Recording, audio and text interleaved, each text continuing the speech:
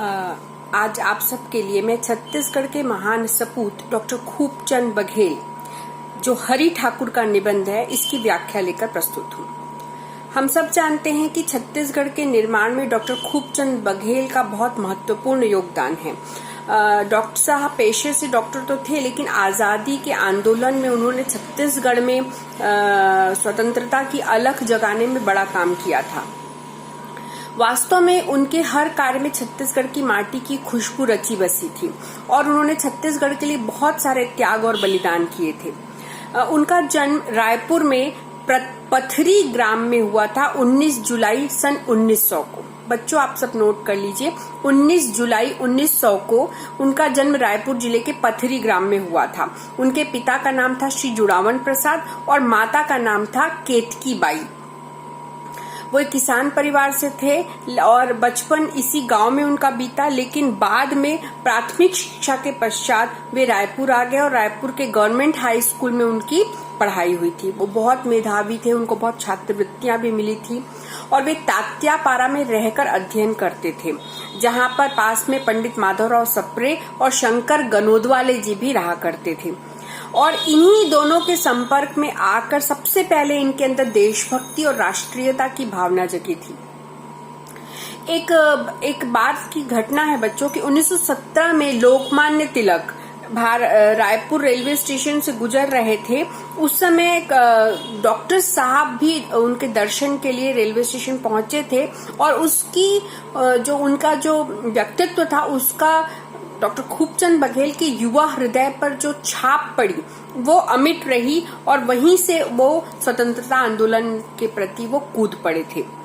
1920 में जो अंतिम सप्ताह था, जब विजय राघवाचार्य जो थे वो नागपुर में कांग्रेस का एक महाधिवेशन करने जा रहे थे और वहां पे पूरे भारत से नेता पहुंचे थे। महात्मा गांधी इस अधिवेशन में असहयोग आंदोलन का प्रस्ताव प्रस्तुत करे थे। उसमें डॉक्टर खूबचंद बघेल भी गए थे और उस समय वे नागपुर में मेडिकल की शिक्षा प्राप्त कर रहे थे। और जब इस अधिवेशन में वे सम्मिलित हुए तो वहां पे उन्होंने कई बड़े राष्ट्रीय नेताओं का दर्शन किया, जैसे महात्मा गांधी, देश बंधु चित्तरंजन दास, लाला लाजपत राय। और इन शीर्षस्थ नेताओं के संपर्क में आने का, उनके ओजस्वी भाषणों का, आचरण का इन पर बहुत गहरा प्रभाव पड़ा था। और उसमें जो प्रस्ताव था उसके अनुसार इन्होंने मेडिकल की पढ़ाई वहीं पर छोड़ दी थी और आंदोलन का प्रचार प्रसार करने गांव-गांव घूमने लगे थे। विशेष रूप से छात्रों को संगठित किया था उन्होंने और उनमें राष्ट्रीय चेतना जागृत की थी। वो डॉक्टर खूबचंद बघेल एक बहुत प्रभावशाली वक्ता और बहुत गंभीर चिंतक थे। उनमें धार्मिक संस्कार तो शुरू से थे, लेकिन अब उस पर राष्ट्रीयता का रंग चढ़ गया था। उन्होंने साहित्य का भी बहुत गहरा और विस्तृत अध्ययन किया था। क्योंकि उन्होंने डॉक्टरी की पढ़ाई बीच में छोड़ी, उनके माता पिता बहुत निराश हुए थे और इसीलिए उनके माता पिता की इच्छा से पुनः 1923 में उन्होंने डॉक्टरी की पढ़ाई पुनः प्रारंभ की, क्योंकि उस समय आंदोलन कुछ मंद पड़ चुका था। 1923 में नागपुर में झंडा सत्याग्रह आरंभ हुआ था, जिसमें भी इन्होंने सहभागिता दी थी, जिसमें इनके साथ कई अन्य नेता भी थे। आप उनके नाम नोट कर सकते हैं, श्री अनंतराम बरछिया जी, ठाकुर प्यारेलाल सिंह जी, बाबू छोटेलाल श्रीवास्तव। ये सब मिलकर झंडा सत्याग्रह में भाग लेने नागपुर गए थे और डॉक्टर साहब ने इन सब का मार्गदर्शन किया था।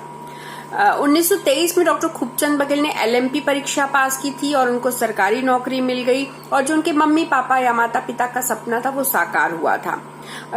उसके बाद उनका स्थानांतरण रायपुर हुआ 1930 में। उसी समय गांधी जी ने नमक सत्याग्रह छेड़ा था और जिसे हम सभी ने अवज्ञा आंदोलन के नाम से भी हम जानते हैं। इस आंदोलन में कई लोग नेतृत्व कर रहे थे छत्तीसगढ़ से। पंडित सुंदरलाल शर्मा, पंडित वामन राव लाखे, पंडित रविशंकर शुक्ल, ठाकुर प्यारेलाल सिंह, मौलाना अब्दुल रऊफ, शिवदास डागा, यति यतन लाल जी, महंत लक्ष्मी नारायण दास जी और श्रीमती राधाबाई। लेकिन क्या हुआ कि जून महीने तक ये सारे नेता गिरफ्तार हो चुके थे और उसके बाद ये जो आंदोलन की जो बागडोर थी वो डॉक्टर खूबचंद बघेल ने अपने हाथों में ले ली थी। वे स्वयं अपने एक संस्मरण में कहते हैं कि आजादी के आंदोलन की लपटें शहरों और गांवों में फैल चुकी थी। गांधी जी के सिपाही पंडित शुक्ल और ठाकुर प्यारेलाल सिंह गिरफ्तार हो चुके थे। तब उनके हाथों से आजादी की ध्वजा को संभालने मेरे जैसा युवक सामने आया। ये खूबचंद बघेल स्वयं बताते हैं। तो इस तरह से उन्होंने विदेशी वस्तुओं का बहिष्कार किया और बहुत सारे काम किए और अंत में स्वयं उन्हें पकड़कर जेल में डाल दिया गया। नौकरी की सब सुख सुविधाएं छूट गईं और जेल के कष्ट उन्हें सहने पड़े, लेकिन उन्होंने कभी भी ऐश्वर्य और प्रलोभनों से वो कभी भी ज्यादा लालच में नहीं पड़े थे। तो वो देश के लिए वो हंसते हंसते उन्होंने इन सजाओं को काटा। जब वो छूट कर आए 1932 में तो फिर से आंदोलन की आग भड़की और इसमें जो है उन्होंने अत्यधिक उत्साह से भाग लिया।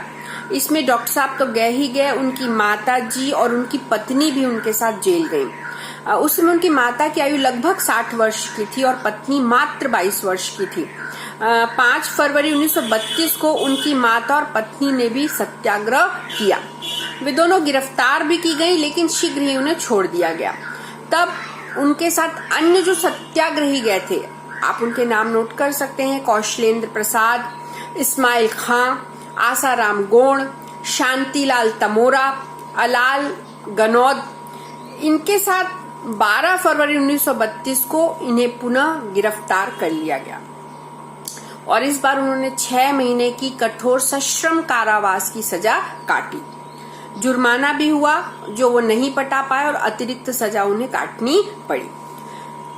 15 फरवरी 1932 को और 15 अन्य सत्याग्रहियों के साथ डॉक्टर बघेल भी गिरफ्तार होने वाली टोली में थे, जिसमें पंडित रविशंकर शुक्ल, महंत लक्ष्मीनारायण दास, अब्दुल रऊफ खान, नंद कुमार दानी आदि भी थे। इस बार उनको भी 6 महीने की सजा हुआ, जुर्माना हुआ और जुर्माना न पटा पाने के कारण उनके घर को कुर्क कर लिया गया। परंतु डॉक्टर साहब इन घटनाओं से विचलित नहीं हुए, बल्कि उनका मनोबल बहुत बढ़ गया, दृढ़ से दृढ़तर हो गया और उन्होंने त्याग को ही देशभक्ति की एकमात्र कसौटी मान लिया था। और इस कसौटी पे डॉक्टर साहब एकदम खरे उतर रहे थे। जब अछूतोद्धार का कार्यक्रम गांधी जी ने शुरू किया था 1933 में, तब छत्तीसगढ़ में इस कार्यक्रम में खूबचंद बघेल ने भी भाग लिया था। वो गांधी जी के साथ गांव के दौरों पर गए थे और इससे प्रेरणा लेकर उन्होंने बाद में चंदखुरी में एक कार्यक्रम, जो कि श्री अनंतराम बरछिया जी ने जिसे शुरू किया था चंदखुरी में, उसको इन्होंने लिया और इसके कारण इनको जाति से बहिष्कृत कर दिया गया। 5 पावनी बंद कर दी गई, लेकिन उन्होंने पंडित सुंदरलाल शर्मा के साथ जाकर चंदखुरी में इसका प्रचार प्रसार किया और जब देखा कि समाज अछूतोद्धार के प्रति कितना संकीर्ण है तो बहुत दुखी हुए और उन्होंने एक नाटक लिखा जो बहुत प्रसिद्ध हुआ, ऊंच नीच। आप अवश्य इसको नोट करिए, ये आ सकता है प्रश्न, ऊंच नीच नाटक किसका है? तो आप लिखेंगे ऊंच नीच नाटक डॉक्टर खूबचंद बघेल द्वारा रचित है और ये 1935 की बात है बच्चों। 1936 में ये नाटक सबसे पहले चंदखुरी में ही खेला गया और इस नाटक का जो चमत्कारिक प्रभाव गांव वालों पर पड़ा तो समाज वालों ने सारे उनके जो सजाएं थी वो माफ कर दी और उनको ससम्मान स्वीकृत किया। तो ये थी उनका जोश और जज्बा। डॉक्टर साहब एक बहुत बड़े समाज सुधारक भी थे। उन्होंने कई कुरीतियों के खिलाफ भी आंदोलन छेड़ा था और सबसे बड़ी बात है कि वो अपने समाज से उन्होंने काम शुरू किया था। 1948 में अखिल भारतीय कुर्मी क्षेत्रीय महासभा के जो 24वां अधिवेशन 7, 8, 9 मई को हुआ था हीरामऊ कानपुर में, डॉक्टर खूबचंद बघेल ने इसका अध्यक्षता की थी और उस समय उन्होंने अखिल भारतीय स्तर पर अपने समाज की उप जातियों की तमाम संकीर्णताओं को समाप्त करने की या शिथिल करने की घोषणा की थी। उन्होंने शराबबंदी भी लागू किया था। 1967 में अपने समाज के अध्यक्ष के पद पर निर्वाचित श्री सेवाराम टिकरिया ने डॉक्टर खूबचंद की सेवाओं का उल्लेख करते हुए एक बार लिखा है कि डॉक्टर खूबचंद बघेल का मैं अभिनंदन करता हूँ, जिनके नेतृत्व में समाज वास्तविक उन्नति की ओर मोड़ ले सका। कि आप जो गांधी जी कहते हैं कि अगर आप जो भी सुधार करना चाहते स्वयं से शुरू करिए, इसी तरह से उन्होंने अपने स्वयं तो थे ही, अपने समाज से उन्होंने ये सारी चीजें शुरू की थी। उनका जो निजी जीवन भी था वो बहुत अनुशासित था। प्रातः 4 बजे उठ जाया करते थे, उसके बाद अध्ययन, मनन, लेखन आदि करा करते थे। उनका सुदृढ़ शरीर और उनका स्वस्थ मस्तिष्क हुआ करता था। उनके व्यक्तित्व में एक जुझारूपन था, नेतृत्वता थी, बहुत सारे गुण थे और जिसका उन्होंने हर पल सदुपयोग किया। 1940-41 में जब ब्रिटेन के द्वारा भारत को उसकी इच्छा के विरुद्ध विश्व युद्ध में झोंक दिया गया था, तब आचार्य विनोबा भावे जो ने सत्याग्रह किया था वो प्रथम सत्याग्रही घोषित हुए थे और रायपुर में डॉक्टर साहब भी उसके लिए गिरफ्तार हुए थे और तीसरी बार उन्होंने जेल की यात्रा की थी। जेल से छूटने के बाद जो महात्मा गांधी ने बंबई में कांग्रेस का महाधिवेशन किया था उसका इन्होंने समर्थन किया और आजादी को प्राप्त करने के लिए संघर्ष किया। डॉक्टर खूबचंद बघेल भी बंबई के अधिवेशन में भाग लेने गए थे और 9 अगस्त को प्रातः सभी बड़े नेताओं को गिरफ्तार कर लिया गया। तब ये वहां से बचकर भूमिगत होकर यहाँ पर आ गए थे और 1942 का जो भूमिगत आंदोलन था उसका संचालन वामन राव लाखे, ठाकुर प्यारेलाल सिंह, लक्ष्मण राव उदगीरकर कर रहे थे। मनोहर लाल श्रीवास्तव, ठाकुर ज्ञान सिंह, रामलाल चंद्राकर, ये सब उनके मार्गदर्शन में काम कर रहे थे। इसी काम में बम्बई से लौटने के बाद वे भी संलग्न हो गए और एक बार की बात है कि डॉक्टर साहब, डॉक्टर खूबचंद बघेल, मनोहर लाल श्रीवास्तव जी और ये सब महंत लक्ष्मीनारायण दास के मंदिर में गुप्त रूप से मंत्रणा कर रहे थे, तो पुलिस ने चारों ओर से उनको घेर लिया और लगभग प्रातः 4 बजे डॉक्टर साहब को कैसे कैसे मंदिर से बाहर निकाला गया। लेकिन वो कितने देर तक भागते, 21 अगस्त को वो पकड़े गए क्योंकि वो सर्वप्रिय थे, सब उनको जानते थे। इस तरह से उनका जीवन संघर्ष में रहा। वो जेल से छूटने के बाद गांधी जी के रचनात्मक कार्यों में लग गए और उन्होंने छत्तीसगढ़ के किसानों के लिए जो उनके मन में अथाह पीड़ा थी उसके खिलाफ वो जूझते रहे। 1946 में वो जब हम आजाद होने वाले थे तो विधानसभा चुनाव में वो प्रदेश के विधानसभा सदस्य निर्वाचित हुए थे और शुक्ल मंत्रिमंडल में पार्लियामेंट्री सेक्रेटरी के पद पर थे। डॉक्टर हसन के साथ वे स्वास्थ्य विभाग में भी संलग्न थे, लेकिन उनको सत्ता, ऐश्वर्य ये सब नहीं चाहिए था और जब उन्होंने देखा कि छत्तीसगढ़ की जनता के हितों को लेकर कुछ ज्यादा ध्यान नहीं दिया जा रहा तो उलझ पड़े और उलझने के साथ ही साथ उन्होंने उस पद से त्यागपत्र दे दिया। देख लीजिए, उनका जो व्यक्तित्व है वो जनहित, जनसेवा के लिए लगा हुआ था। बाद में उन्होंने सारे पद छोड़ दिए और केवल जनसेवा की। वो एक तुलसीदास के कथन को अपने जीवन का आदर्श माना करते थे और आचरण में उतारते थे कि साहब ते सेवक बड़ो जो निज धर्म सुदान, राम लांघी उतरो उददी लांघी गयो हनुमान। कि साहब से सेवक ज्यादा बड़ा होता और सेवा को ही वो बहुत महत्वपूर्ण मानते थे। जब 1951 में आचार्य कृपलानी और यहाँ पर ठाकुर प्यारेलाल के नेतृत्व में एक नए राजनीतिक दल का अभ्युदय हुआ जिसका नाम था किसान मजदूर प्रजा पार्टी, उसमें ठाकुर साहब दाहिने हाथ के रूप में कार्य कर रहे थे। आप इस पार्टी का नाम लिख लेंगे, किसान मजदूर प्रजा पार्टी।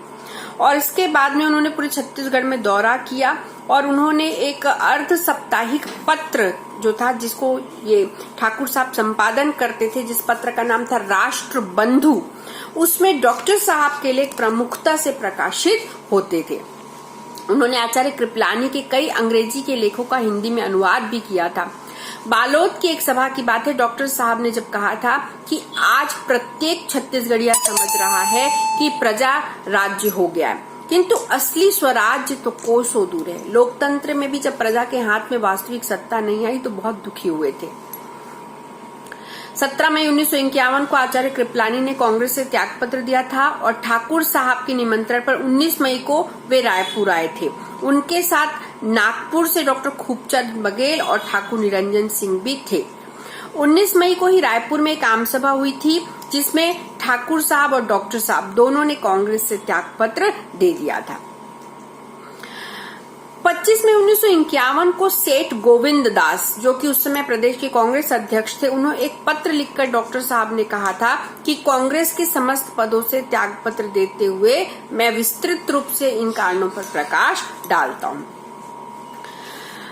अब 1951 में जब नया संविधान बना था तो आम चुनाव हुए थे। डॉक्टर साहब धरसींवा क्षेत्र से प्रदेश विधानसभा के लिए प्रचंड बहुमत से चुनाव में विजयी हुए थे। उसके बाद 1957, 1962 इन चुनावों में भी वे विजयी हुए थे। आप लोग नोट कर लेंगे, 1951, 1957 और 1962 3 बार वे विजयी हुए थे।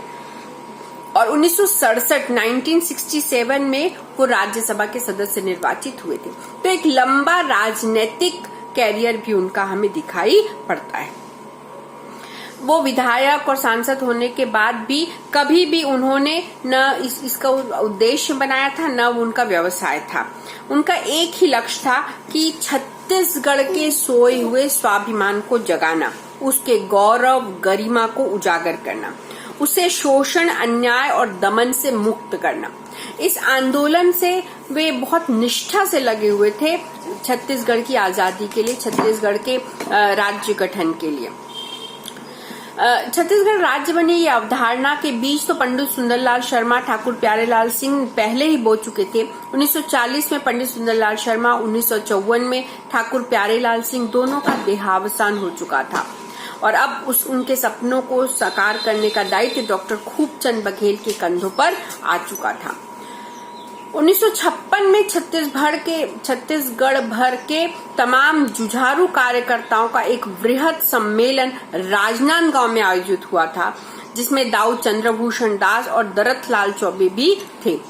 उस सत्र की अध्यक्षता की थी बाबू पदुमलाल पुन्नालाल बख्शी ने, और 2000 से अधिक कार्यकर्ता उसमें सम्मिलित हुए थे।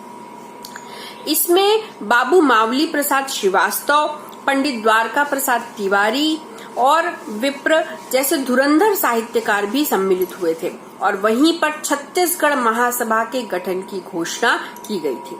और डॉक्टर खूबचंद बघेल इस महासभा के सर्वसम्मति से अध्यक्ष निर्वाचित हुए थे।